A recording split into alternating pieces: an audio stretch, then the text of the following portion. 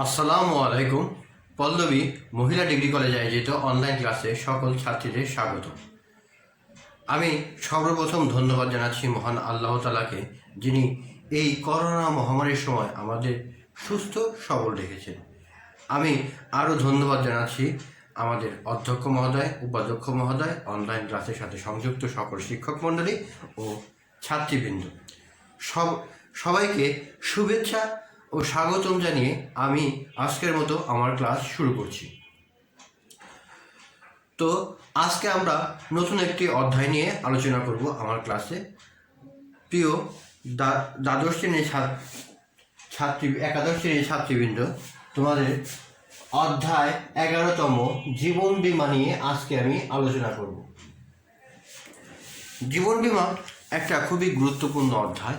এখান থেকে প্রত্যেক বছর বোর্ডে কোশ্চেন এসে থাকে।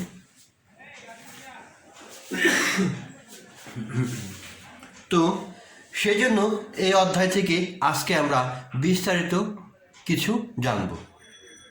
তো এই 11তম অধ্যায় জীবন বীমা সম্পর্কে আজকে আমরা জানব।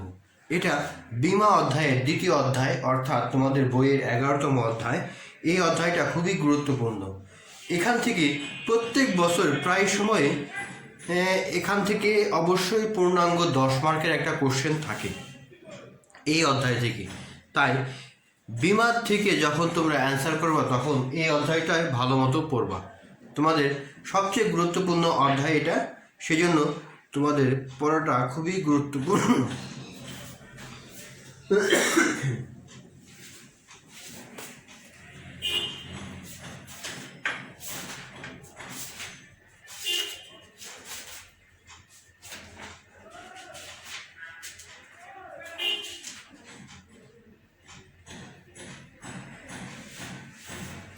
আমরা সর্বপ্রথম জানব জীবন বীমার সংজ্ঞা।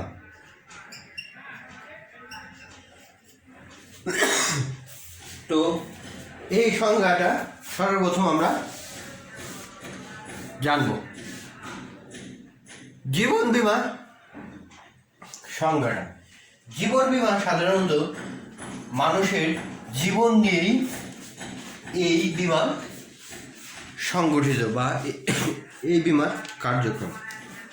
তা জীবন বীমার সংজ্ঞা আলোচনা করতে গেলে প্রথমে আমাদের মানুষের জীবনের যে বিপদ আছে সেই বিপদের এবং বিপদ সংশ্লিষ্ট যে সকল বিপদগুলা উপস্থিত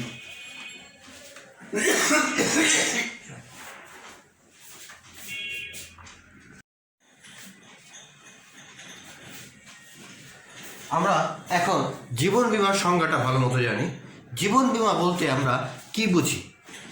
জীবন বীমা বলতে আমরা বুঝব মানুষের জীবন সংশ্লিষ্ট যে বিপদ আছে, এই বিপদের বিরুদ্ধে প্রতিরক্ষামূলক যে ব্যবস্থা, আর্থিক প্রতিরক্ষামূলক যে ব্যবস্থা আছে সেটাই জীবন বীমা। অর্থাৎ মানুষ তার জীবনের যে বিপদ আপদ বা সংকুলন থেকে পরিবেষ্টিত মানুষের জীবনটা, এই সকল বিপদ থেকে যখন মানুষ বীমা কোম্পানির সাথে এরূপ চুক্তি করে যে আমার জীবনের যদি কোনো দুর্ঘটনা বা পঙ্গুত্ব বা অসহায়ত্ব বরণ করি, তাহলে এর বিপরীতে বীমা কোম্পানি আমাকে আর্থিক ক্ষতিপূরণ দেবে। এই পুরো প্রক্রিয়াটাই হলো জীবন বীমা। তো জীবন বীমা খুবই গুরুত্বপূর্ণ একটা বিষয়, কারণ জীবন বীমা মানুষের ব্যাপক সহায়তা করে। আমরা সর্বপ্রথম জানলাম জীবন বীমার সংজ্ঞা।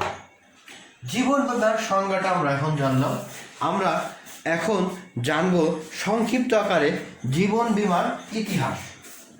অর্থাৎ জীবন বীমার ইতিহাস সম্পর্কে আমরা এখন জানব।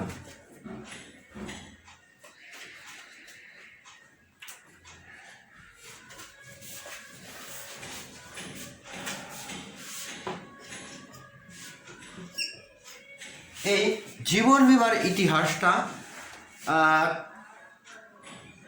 কয়েক দশক আগে উৎপত্তি হয়েছে, সেটা 16শো শতাব্দীর শুরুর দিকে এই জীবন বিমার উৎপত্তি হয়েছে। এটা বইতে তোমাদের দেওয়া নাই, আমি কিছু পড়ছি, কিছু সালের কথা উল্লেখ করছি, সেগুলা তোমরা একটু মনোযোগ সহকারে দেখো। জীবন বিমার ক্রমবিকাশের ইতিহাস পর্যালোচনা করলে দেখা যায় যে 16শো শতাব্দীর মাঝামাঝি সময়ে স্বল্প মেয়াদের জন্য জীবন বিমা ব্যবসার গোড়াপত্তন হয়। লন্ডনের জাদুঘরে রক্ষিত একটি জীবন বিমা পত্র থেকে জানা যায় 1583 সালে 18 জুন রিচার্ড মার্টিন নামে একজন বিমা ব্যবসায়ী উইলিয়াম গিবস নামক জনৈক লবণ ব্যবসায়ীর জীবন 12 মাসের জন্য বিমা করেছিল। ওই মেয়াদের মধ্যে বিমা গ্রহীতার মৃত্যু হলে আদালতের মাধ্যমে চুক্তি অনুযায়ী অর্থ পরিশোধ করা হবে। তার মানে এই 16শো শতাব্দীতেই জীবন বিমার উৎপত্তি সম্পর্কে আমরা ধারণা পাই। এই 16শো শতাব্দীতে এই জীবন বিমার উৎপত্তি সংঘটিত হয়েছে। তাহলে জীবন বিমা সম্পর্কে আমরা সামান্য কিছু ধারণা পেলাম। তারপর দেখো, ইতিহাস থেকে জানা যায় 1696 সালে হ্যান্ড ইন হ্যান্ড নামে প্রথম জীবন বিমা প্রতিষ্ঠান চালু হয়। অর্থাৎ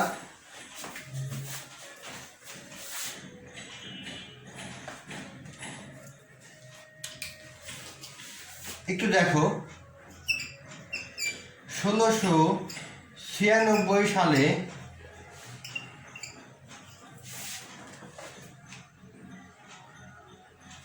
হ্যান্ড ইন হ্যান্ড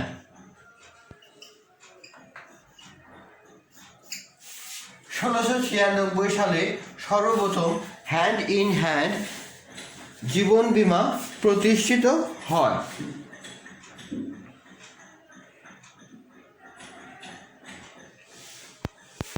আবার 1699 সালে দেখো, 1699 সালে একটা সোসাইটি গঠিত হয়। সোসাইটির নামটা হলো the society of widows and orphans নামে একটি সমিতি গঠন করা হয় 1699 খ্রিস্টাব্দে। তারপর দেখো, 1705 সালে হার্টলে নামক একজন পুস্তক ব্যবসায়ী লন্ডনের কিছু লোকের সহায়তায় amicable society for perpetual association নামে একটি জীবন বীমা স্থাপন করে। অর্থাৎ তাহলে আমরা পেয়ে গেলাম 1696 সালে সর্বপ্রথম জীবন বীমা প্রতিষ্ঠিত হয়, আর জীবন বীমা সর্বপ্রথম চালু হয় 16শো শতাব্দীতে একটা রক্ষিত বা দলিলের মাধ্যমে, চিঠির মাধ্যমে সেটা আমরা জানতে পারি। সেটা আমি একটু আগে বললাম। তারপর দেখো,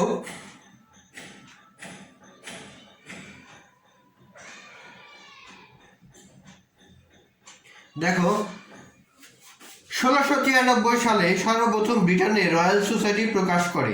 অর্থাৎ রয়্যাল সোসাইটি এই বীমা সাথে ওতপ্রোতভাবে জড়িত। এখান থেকে তোমাদের সর্বমোট একটা কিংবা দুইটা এমসিকিউ কোশ্চেন আসতে পারে, তাহলে তোমরা এটা ভালো মতো পড়বা।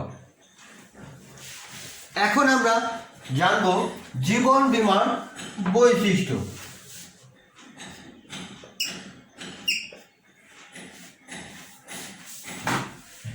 দেখো, জীবন বীমার বৈশিষ্ট্য খুবই গুরুত্বপূর্ণ, কারণ একটা বৈশিষ্ট্য থেকেই তার সমস্ত কিছু জানা যায়। আমরা জীবন বীমার ভিতরে কি কি বৈশিষ্ট্য পরিলক্ষিত করা যায় তা আমি এখন তোমাদের জানিয়ে দিচ্ছি। 1 নাম্বার দেখো, মানব জীবন সংশ্লিষ্টতা। 2 নিশ্চয়তা চুক্তি। 3 বীমাযোগ্য স্বার্থ। 4 চূড়ান্ত সদিচ্ছাসের সম্পর্ক। 5 সঞ্চয় ও বিনিয়োগ। 6 মনোনয়ন ও হস্তান্তর। 7 সমর্পণ মূল্য। 8 মৃত্যু হার পুঁজি নির্ভরতা।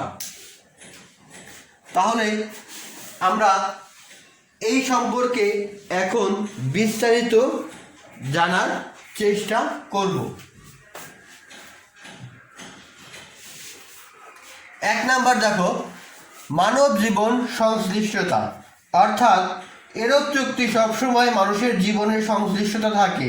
কোনো ব্যক্তির মৃত্যু হলে, ব্যক্তি অক্ষম হলে, বার্ধক্যজনিত কারণে বা ব্যক্তি জীবনের একটি নির্দিষ্ট সময় পর অর্থ প্রদানের প্রতিশ্রুতি এরূপ চুক্তির মূল বিষয়।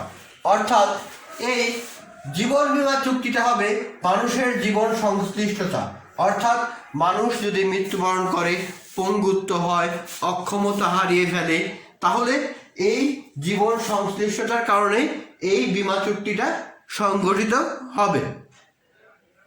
2 নম্বর দেখো, নিশ্চয়তা চুক্তি।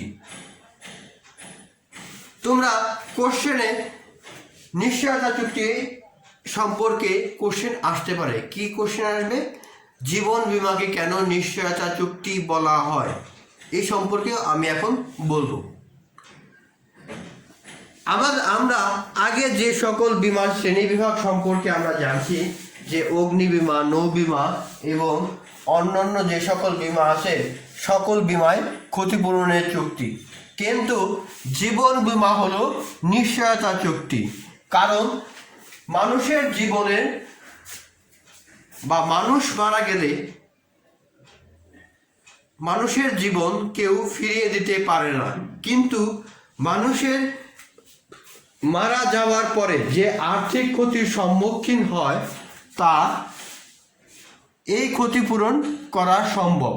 অর্থাৎ একজন ব্যক্তির মৃত্যুতে একটা ফ্যামিলিতে যে আর্থিক ক্ষতির সম্মুখীন হবে, সেই আর্থিক ক্ষতি প্রদান করে তাদেরকে ওই ফ্যামিলি চালানো সম্ভব।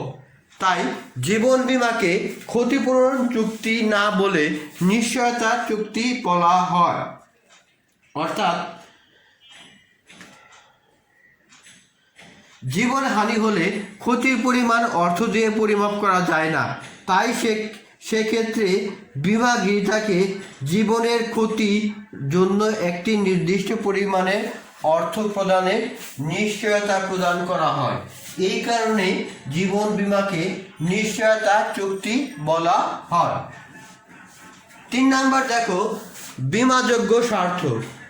আমি আবার আগের বীমা ক্লাসে এ সম্পর্কে বিস্তারিত বলেছি। বীমাযোগ্য স্বার্থ অর্থাৎ বীমাকৃত বিষয়বস্তুর উপর বীমা গ্রহীতার যে স্বার্থ বিদ্যমান, তাকেই বীমাযোগ্য স্বার্থ বলে। জীবন বীমার ক্ষেত্রে একটু লক্ষ্য রাখো, আমার জীবনের উপর আমার স্বার্থ আছে বিধায় আমি আমার জীবনের উপর জীবন বীমা করতে পারি। আমার স্ত্রী, ছেলে মেয়ে, বাবা মার স্বার্থ বিদ্যমান দেখে আমি তাদের উপরেও জীবন বীমা করতে পারবো। তাহলে বোঝা গেছে বীমাযোগ্য স্বার্থ। চূড়ান্ত সদিশ্বাসের সম্পর্ক মানে স্বেচ্ছায় একজন অপরজনকে তার সমস্ত কিছু বর্ণনা করবে, তার খুঁটিনাটি, ভুল ত্রুটি সমস্ত কিছু এখানে বর্ণনা করবে। এখানে কোনো কিছু বাদ যাবে না, তার সম্পর্কে বীমা গ্রহীতা বা বীমাকারী সম্পর্কে কোনো কিছু বাদ যাবে না। যদি কোনো কিছু বা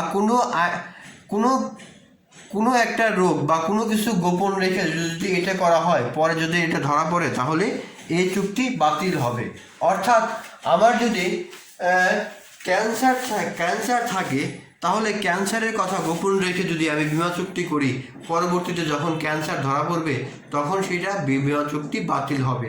অর্থাৎ চূড়ান্ত সদিশ্বাসের সম্পর্ক বাতিল হবে। 5. সঞ্চয় ও বিনিয়োগ। বীমা কিন্তু একটা সঞ্চয় এবং বিনিয়োগের বিশাল সম্ভাবনা। কারণ মেয়াদি বীমার ক্ষেত্রে দেখা গেছে যে মেয়াদ শেষ হলে আমি আমার এখানে বিপুল পরিমাণ অর্থ আমি ফেরত পাবো।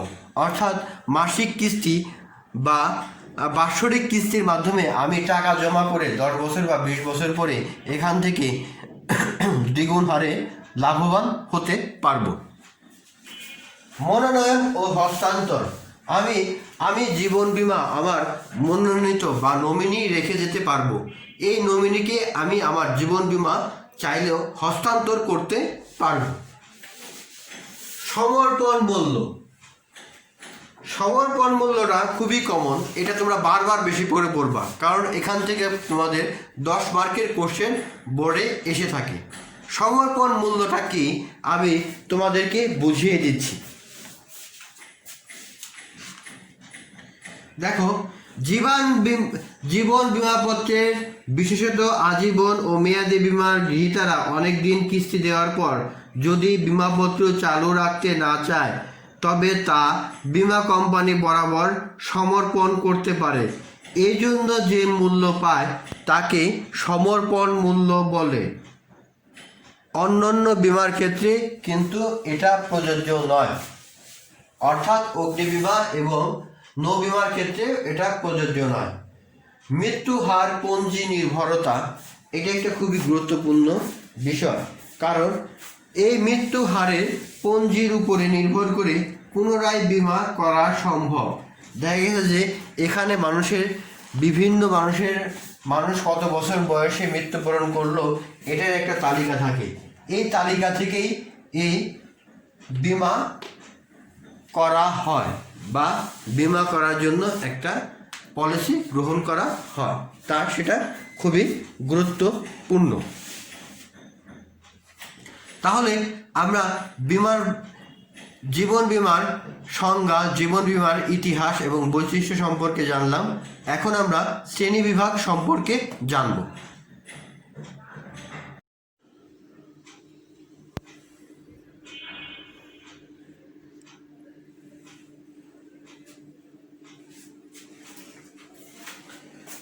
প্রিয় শিক্ষার্থী, আমরা এখন 10 মার্কের একটা কোশ্চেন নিয়ে আলোচনা করব, কারণ এখান থেকে তোমাদের 10 মার্কের একটা কোশ্চেন প্রায় সময় থাকে। তো 10 মার্কের কোশ্চেনটা কি?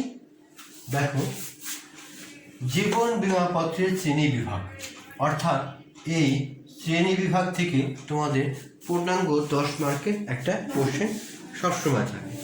তো জীবন বিমাপত্রের শ্রেণী বিভাগ এক বিমা বিশারদগণ এক একভাবে তাদের শ্রেণী বিভাগ বর্ণনা করেছে। তোমাদের বইতে যেভাবে দেওয়া আছে আমি ঠিক সেইভাবেই এই আলোকেই আলোচনা করছি। 1. বিমাপত্রের মেয়াদের ভিত্তিতে। 2.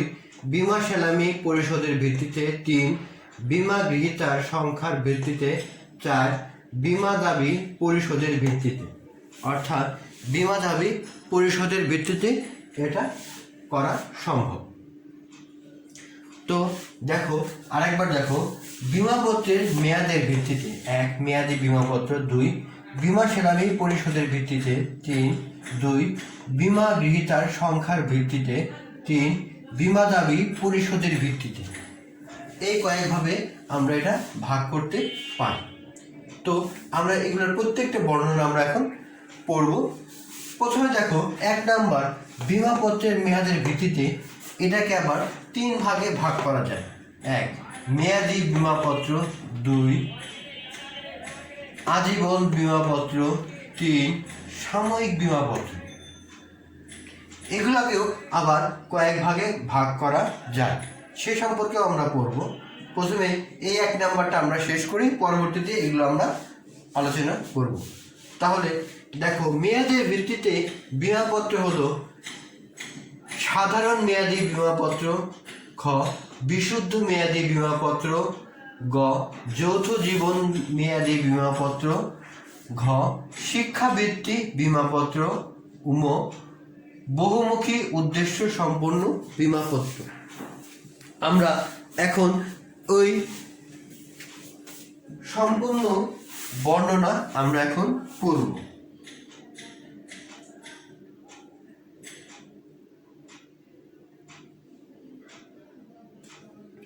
এক নাম্বার আসি, মেয়াদি বিমাপত্র কাকে বলে? মেয়াদি বিমাপত্র হলো যে জীবন বিমাপত্রে একটা নির্দিষ্ট মেয়াদ দেওয়া থাকে তাকেই সাধারণত মেয়াদি বিমাপত্র বলে। অর্থাৎ এই বিমাপত্রের মাধ্যমে বিমা গৃহীতাকে প্রতিশ্রুতি দেয় যে বিমা গৃহীতা নির্দিষ্ট বয়সে পদার্পণ করলে অথবা নির্দিষ্ট করলে বিমাপত্রিতে উল্লেখিত নির্দিষ্ট পরিমাণ অর্থ প্রদান করা হবে, বা উক্ত সময়ের পূর্বে বিমা গৃহীতা যদি মারা যায় তার মনোনীত ব্যক্তিকে এই বিমা দাবি পূরণ করা হবে। অর্থাৎ এই নির্দিষ্ট মেয়াদে যখন, বা আমি 5 বছর, সাপোজ একটা উদাহরণ দিই, আমি 5 বছরের জন্য বিমা করেছি। 5 বছর পরে, এই 5 বছরের ভিতরে যদি আমি মারা যাই তাহলে আমার মনোনীত উত্তরাধিকারীকে এই বিমার টাকা পরিশোধ করা হবে। আর যদি আমার বেঁচে থাকে তাহলে ওই 5 বছর পরে আমাকে সমদয় টাকা পরিশোধ করা হবে। এটাই হলো মেয়াদি বিমাপত্র। এই মেয়াদি বিমাপত্রকে আবার 5 ভাগে ভাগ করা যায়: সাধারণ মেয়াদি বিমাপত্র, বিশুদ্ধ মেয়াদি বিমাপত্র, যৌথ জীবন মেয়াদি বিমাপত্র, শিক্ষাবৃত্তি বিমাপত্র, বহুমুখী উদ্দেশ্য সম্পন্ন বিমাপত্র। আমরা এখন 1 নম্বর দেখি। সাধারণ মেয়াদি বিমাপত্র বলতে আমরা সাধারণত যে বিমাপত্রটা আছে সেই মেয়াদ উত্তীর্ণ হলে বা ব্যক্তি মারা গেলে যে বিমাপত্র সেটাকেই আমরা বুঝে থাকি। একটু লক্ষ্য রাখো, দেখো,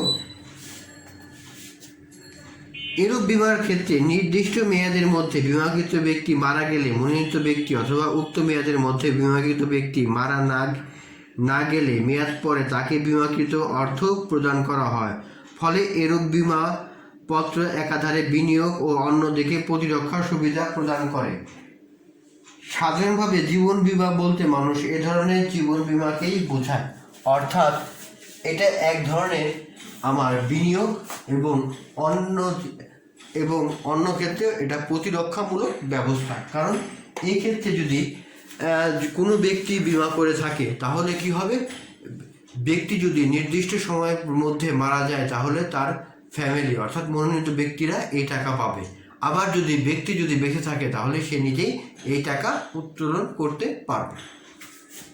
2 নম্বর দেখো, বিশুদ্ধ মেয়াদি বিমাপত্র। অর্থাৎ বিশুদ্ধ মেয়াদি বিমাপত্র খুবই গুরুত্বপূর্ণ একটা বিমাপত্র। এটা সহজেই কোশ্চেন আসে না, তোমরা ভালো মতো 1বার রিডিং করে রাখো, 2 মার্কের কোশ্চেনটাও আসতে পারে।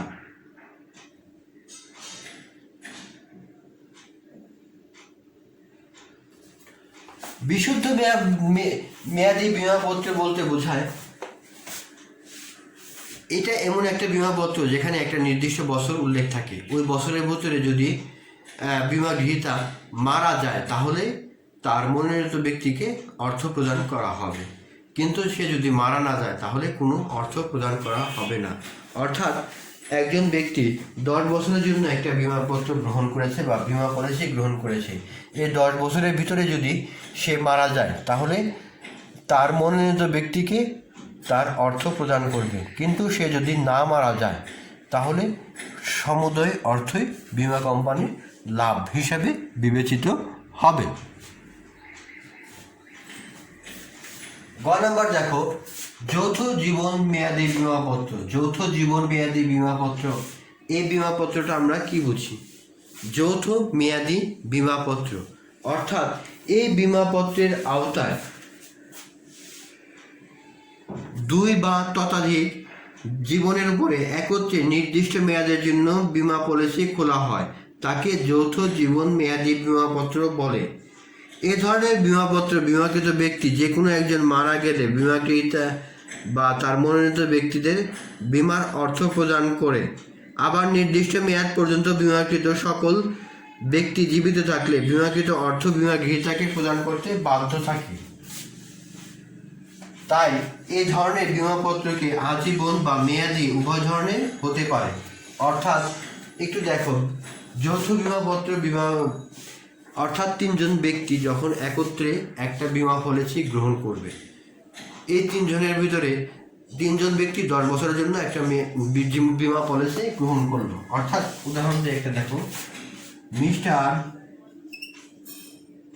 ক, খ ও গ 3 জনে 10 বছরের জন্য একটি বিমাপত্র গ্রহণ করল। এই 10 বছরের ভিতরে যদি কোনো ব্যক্তি ক, খ, গ কেউ যদি মারা যায় তাহলে বিমা পলিসি তাদের নমিনিকে সম্পূর্ণ টাকা পরিশোধ করবে। এটাকেই বলা হয় যৌথ জীবন মেয়াদি বিমাপত্র। শিক্ষাবৃত্তি বিমাপত্র, এটা একটা খুবই জনপ্রিয় বিমাপত্র। উন্নত দেশে এটা ব্যাপক প্রচলন থাকলেও বাংলাদেশে এর প্রচলনের সংখ্যা খুবই কম। শিক্ষাবৃত্তি বিমাপত্র হলো তার বিমাকৃত ব্যক্তি তার ছেলে মেয়েদের জন্য এইরকম একটা বিমা পলিসি গ্রহণ করে যা নির্দিষ্ট মেয়াদ পরে, যেমন আমার ছেলে মেয়ে ঢাকা মেডিকেল কলেজে অথবা ঢাকা বিশ্ববিদ্যালয়ে পড়বে, এই পড়ার পরে তার খরচ মেটানোর জন্য যে বিমাপত্র গ্রহণ করা হয় সেটাই হলো শিক্ষাবৃত্তি বিমাপত্র। আবার দেখো বহুমুখী উদ্দেশ্য সম্পন্ন বিমাপত্র।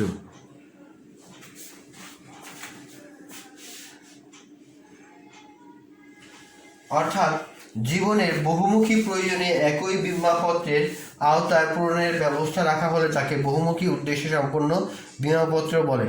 মানুষের মৃত্যু, পঙ্গু, অসুস্থতা, বেকারত্ব, সন্তানদের লেখাপড়া, মেয়ের বিবাহ ইত্যাদি একাধিক বিষয়ে অর্থপ্রাপ্তির নিশ্চয়তা বিমাপত্রকে প্রদান করা হয়ে থাকে। অর্থাৎ বহুবিধ উদ্দেশ্য, মানুষের পঙ্গুত্ব হলে, মানুষ বেকারত্ব হলে, মানুষ চাকরি হারালে, এইসব অনেকগুলো জিনিসপত্র এখানে যুক্ত থাকে। সেই জন্য এই বহুমুখী উদ্দেশ্য সম্পন্ন বিমাপত্রে প্রিমিয়ামের হার অনেক বেশি, অর্থাৎ একাধিক উদ্দেশ্য এখানে সাধন করা হয়। তাহলে আমরা মেয়াদি জীবন বীমা সম্পর্কে ভালো মতো বুঝলাম।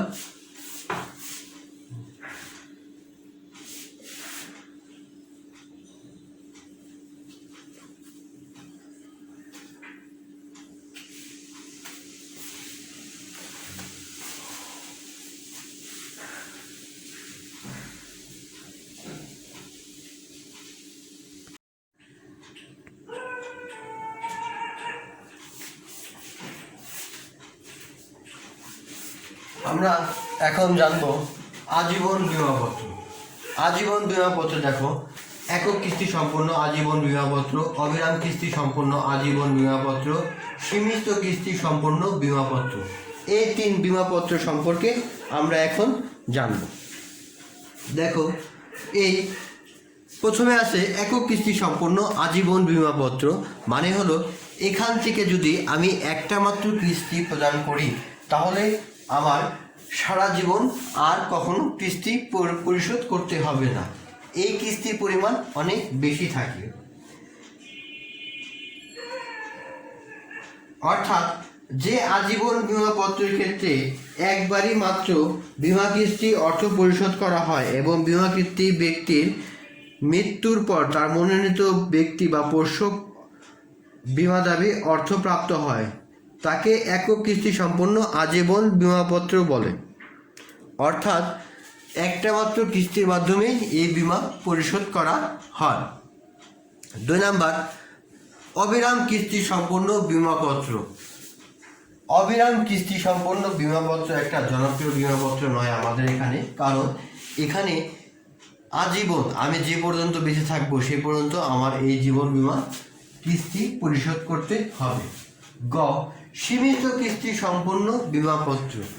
সীমিত কিস্তি সম্পন্ন বীমাপত্রটা হলো এরূপ বীমাপত্র যেমন এখানে কিছু পরিমাণ কিস্তি প্রদান করার পর আর প্রদান করতে হয় না।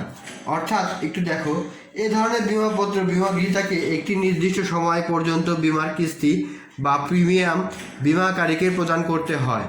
নির্দিষ্ট সময় পর বীমাগ্রহীতা জীবিত থাকলে তাকে আর কোনো কিস্তি জমা দিতে হয় না। এ ধরনের আজীবন বীমাপত্রে স্বস্তিদায়ক বলে আজীবন বিমার ক্ষেত্রে এই সীমিত কিস্তি সম্পন্ন বীমাপত্রটা সম্পূর্ণ বেশি বা ব্যাপক হারে এই বীমা কিস্তিটা বা লক্ষ্য করা যায় জনপ্রিয়তা। অর্থাৎ সীমিত কিস্তি সম্পন্ন বীমাপত্র হলো এই আজীবন বীমাপত্রের ভিতরে সবচেয়ে জনপ্রিয় বীমাপত্র।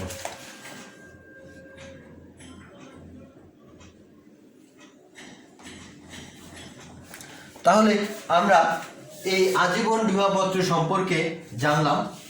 এখন আমরা জানব সাময়িক বীমাপত্র সম্পর্ক। অর্থাৎ এই সাময়িক বীমাপত্রকে আমরা 2 ভাগে ভাগ করতে পারি। এক বা ক,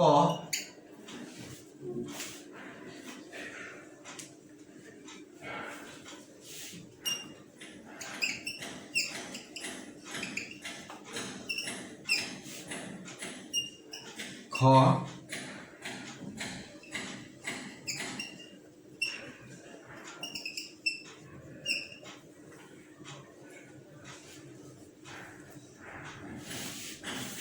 বিমাপত্রকে আমরা দুই ভাগে ভাগ করতে পারি, এক স্বল্পকালীন নবায়নযোগ্য বিমাপত্র, স্বল্পকালীন সাময়িক বিমাপত্র, দুই নবায়নযোগ্য সাময়িক বিমাপত্র।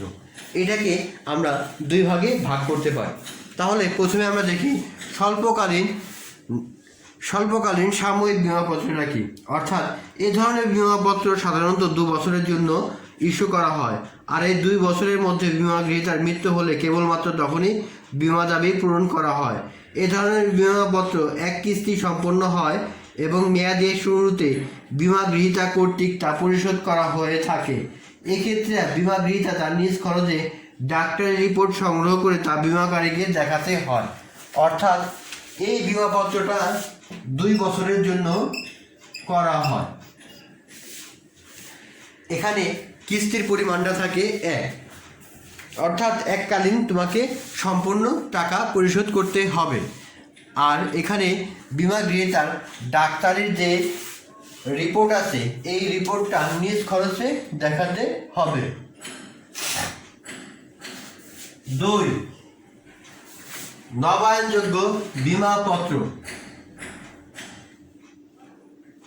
অর্থাৎ নবায়নযোগ্য বিমাপত্রটা হলো এখানে বিমাপত্রটা পুনরায় নবায়ন করা সম্ভব। অর্থাৎ একটু দেখো,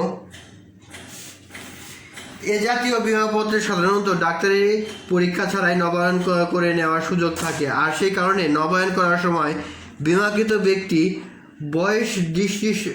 বয়স সৃষ্টে প্রিমিয়ামের পরিমাণ পরিবর্তন করে নেওয়ার প্রয়োজন পড়ে। বিমা গ্রহীতার 55 বছর পূর্ণ না হওয়া পর্যন্ত যতবার খুশি এরূপ বিমাপত্র নবায়ন করে নেওয়া যায়।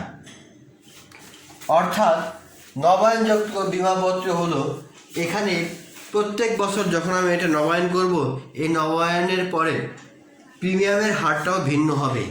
এই প্রিমিয়ামের হারটাও ভিন্ন হবে এবং এটা সর্বোচ্চ 55 বছর পর্যন্ত এটা আমি নবায়ন করতে পারব।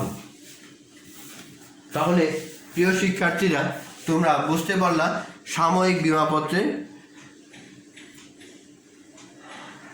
যে দুটা ভাগ আছে, স্বল্পকালীন সাময়িক বিমাপত্র এবং নবায়নযোগ্য সাময়িক বিমাপত্রের সম্পর্কে তোমরা জানলা।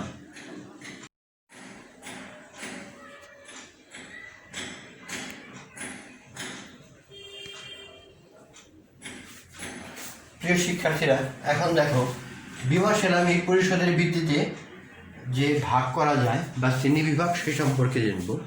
অর্থাৎ বিমা সেলামি পরিশোধের ভিত্তিতে 2 ভাগে ভাগ করা যায়, 1 একক কিস্তি সম্পন্ন বিমাপত্র, 2 সমকিস্তি বিমাপত্র।